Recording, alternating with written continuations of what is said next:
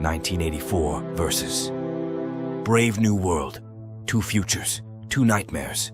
Orwell's 1984 and Huxley's Brave New World. They're the twin pillars of dystopia, but they don't share the same vision. No, not at all. One world beats you into submission. The other? It coddles you into complacency. Both terrifying, both unshakable, but they come at you from completely different angles. 1984 is the hammer, smashing everything under its totalitarian fist. Brave New World? It's the velvet glove, soft, comforting, suffocating in its own way. Let's talk themes. 1984 is a world of control, of fear, a place where the state doesn't just watch you, it owns you. Every move, every thought, every flicker of rebellion is crushed under Big Brother's gaze. It's about power, naked, brutal, and unrelenting. The party doesn't just want to dominate your body, they want your mind. They don't just burn books, they rewrite them. History becomes fiction. Reality itself is a lie they sell to you.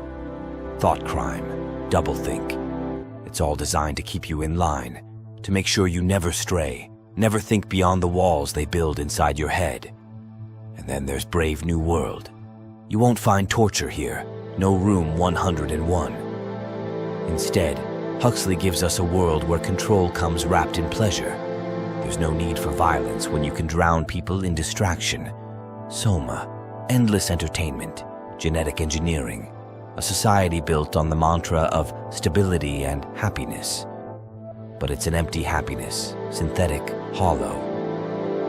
Freedom isn't taken from you in Brave New World. You give it up willingly, lulled into submission by the comfort of it all. The state doesn't break you, it keeps you docile, fattened on distractions until you forget you ever had anything to lose. Let's talk about the characters. 1984 gives us Winston Smith, small, fragile, a man who wants to fight back but doesn't really know how. He's the everyman caught in the gears of the machine, knowing something's wrong but powerless to stop it. His rebellion? Quiet, internal at first, writing in his diary, falling in love. But that's the beauty of Orwell's world. No matter how hard Winston fights, no matter how much he dreams of freedom, the state is always a step ahead, already tightening the noose. In the end, he's broken, not just physically, but mentally. They don't just defeat Winston, they erase him. Now Bernard Marx in Brave New World? He's different. He's not oppressed, he's dissatisfied. He feels out of place in a world that tells him to be happy, to fit in. But Bernard isn't a hero. He's self-serving, awkward, and often cowardly. He's not really rebelling. He's whining, frustrated with a system that works too well. And when the time comes, when he's given the chance to stand up against it, he falters. He isn't crushed like Winston. He's bought back into the system, absorbed into the very thing he thought he hated. Even the so-called rebel in Huxley's world, John the Savage, isn't immune. He tries to escape the artificial bliss of civilization, but in the end, the weight of it is too much. The world doesn't crush him, it wears him down. And what about the narrative style? Here's where the contrast gets even sharper.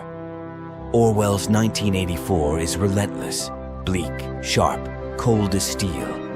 The prose mirrors the world it describes, efficient, stripped of any unnecessary detail, as if Orwell is watching you too, making sure you don't stray too far from the point. The language itself feels like a weapon, precise, designed to cut through you.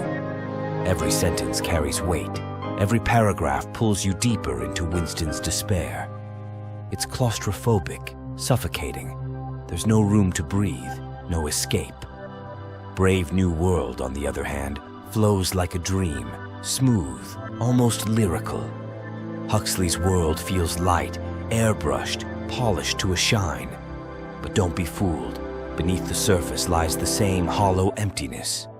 The prose is beautiful, yes, but it's a beauty that hides something rotten. It lulls you, seduces you, much like the world it describes. Huxley doesn't beat you over the head with despair. He pulls you into it slowly, so slowly you barely realize you're trapped until it's too late. The narrative is a drug, much like Soma, numbing you with its elegance until you see the horror underneath. Two visions of the future. One where freedom is torn from you, piece by piece, until there's nothing left. The other where freedom is handed over without a fight, buried under layers of pleasure and convenience. 1984 screams in your face, forces you to see the chains. Brave New World whispers sweet nothings, promises you everything while slipping the noose around your neck. In the end, which would you choose? A world where you know you're being watched, or one where you don't even care? That's the question. And maybe, just maybe, it's a question we're still trying to answer. If you enjoyed this video, please like and subscribe for more literature comparisons like this one. See you next time.